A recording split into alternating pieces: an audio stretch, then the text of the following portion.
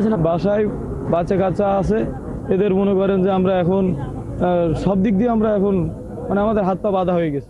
আজ পঞ্চম দিনের মতো গাজীপুরে চক্রবর্তী এলাকার চন্দ্রা নবীনগর মহাসড়ক অবরোধ করে বিক্ষোভ করছেন গার্মেন্টস শ্রমিকরা।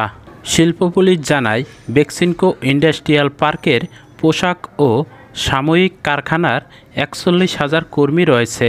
এরা গত মাসের বেতন এখনও পায়নি, তাই তারা বকেয়া বেতনের দাবিতে পরপর ৫ দিন রাস্তা অবরোধ করে বিক্ষোভ করছে। আজ সকাল ৮টা থেকে বেক্সিমকো গ্রুপের শ্রমিকরা রাস্তা অবরোধ করে বকেয়া বেতনের দাবিতে বিক্ষোভ করে।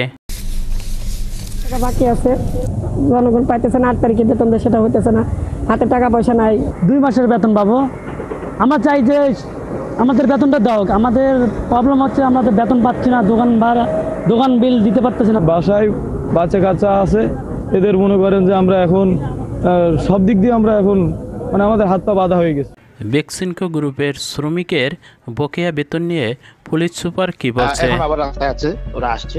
যদি ওদের এটা আমরা ওই যে প্রথম আলো সব বিভিন্ন পত্রিকা আসছে, ওদের টাকাটা অ্যাপ্রুভাল হয়েছে, কিন্তু ওরা মানতেছে না, যে বললো যে এটা ভুয়া ভুয়া। তো বোঝানো হচ্ছে, চেষ্টা করা হচ্ছে। 2টার দিকে সেনাবাহিনী ও শ্রম মন্ত্রণালয়ের আশ্বাসে তারা রাস্তার অবরোধ তুলে নেয়।